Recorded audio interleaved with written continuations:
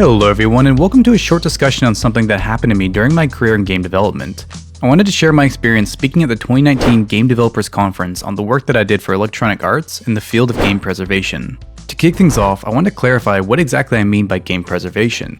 Game preservation is the process and work of archiving the technologies and assets that went into a video game so that they may be brought back again. Now, you've actually probably seen the results of game preservation if you remember the Spyro and Crash Bandicoot remasters. I want to be clear, however, as this is one of the greatest misconceptions of this type of work. Game preservation is not just about the retention of the release that made it to consumers, but everything about the development of the game as well. When I say this, I mean all of the things.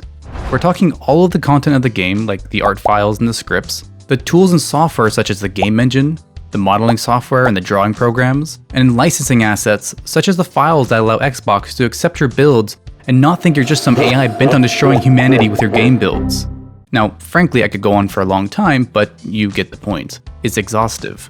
Now, with that said, we should all be on the same page as to what game preservation is. So I want to take a moment and explain why am I here and why was I at GDC speaking about this. I worked at Electronic Arts for a couple of years as a preservation engineer. I made sure that many of their main sports titles got preserved during and after development. When I started, there was really not very much in terms of process or systems that did this kind of work, but I spent my years there developing workflows, nurturing relationships between really the dozens of development teams, and assuring that those titles would be reproducible in the future. And that's what I did while I worked there. Now, with that in mind, let's move over to the topic of today, GDC. In early August 2018, my technical director at the time reached out to everybody on the team and suggested that they submit something to GDC. Given I was really the only one doing my line of work in my team, I figured, well, heck, why not? I submitted a proposal and forgot about it, as I had very little hope of making it in. Little did I know that that proposal would be my golden ticket. I ended up getting approved fairly quickly, assumably due to the nature of my talk and how really few people actually talk about that subject, and was assigned an awesome advisor who really helped steer my talk description in the right direction. After some edits and some changes, I was in. I spent the rest of the year perfecting my talk, submitting the final version in early January 2019. Now, I really want to paint the picture when I mean I spent the rest of the year perfecting it. Almost every single day on the way home from work, I rehearsed the script. I got so good at that talk that I could recite every single word and animation from it by memory alone. That was my entire late 2018.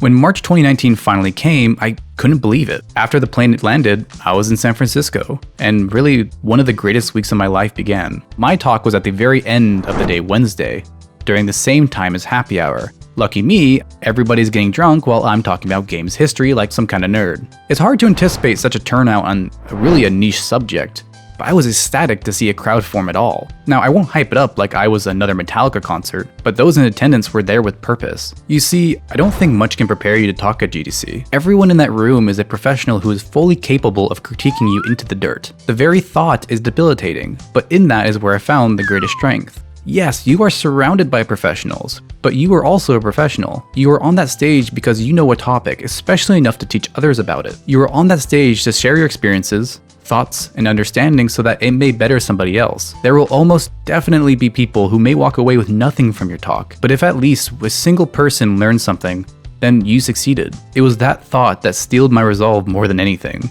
I gave my talk. After a rough start, I was able to get through it. I won't ever forget that feeling of finishing it though. Everything I rehearsed for months, culminating in less than really an hour of content. I was so blown away that it was really difficult to answer those who joined in for the Q&A that took place afterwards. When it was all said and done, I basically stumbled down those stairs with nothing short of a smile. Immediately following the Q&A period, I got a chance to meet some amazing folks in the preservation space. Preservation engineers like myself, enthusiasts, museum directors and curators, the whole 9 yards. To feel surrounded by those who genuinely appreciated and enjoyed the same passion of mine was breathtaking. I wanted to share one last experience from my talk though, and that was when the soundboard operator for my talk approached the stage after I finished the Q&A. During my talk, I discussed the tragic history of the original Blade Runner game, and he came up and looked at me and said, "Blade Runner was my favorite game," with the saddest eyes I've ever seen. Honestly, I'll never forget you, soundboard operator. Now, for those unfamiliar with the Blade Runner title, I highly recommend looking into it. It's a great start for really what the preservation space is all about. If you'd like to see my talk, you can. My talk is available on the GDC Vault website and is completely free to access. I put the link in the comment section below. And that was it. I won't dive into every single detail about my time at GDC, but I wanted to share my experience speaking there. To those dreaming of doing the same, whether it be speaking at GDC or any other conference, I absolutely implore you to do it. Study, spark conversations, and develop the talk that you've always wanted to give, and hit that submit button. It will change your life, I promise. And that's it. Thank you once again for joining me. If you liked this video or found it interesting, please make sure to hit that like button and subscribe if you'd like to see more. I would love to make more videos like this, as I feel it brings a bit more humanity to the channel besides my regular tutorial videos. However, I want to hear from you. Leave your thoughts and ideas in the comment section below, as I would love to hear them. As always, I'll see you in the next one.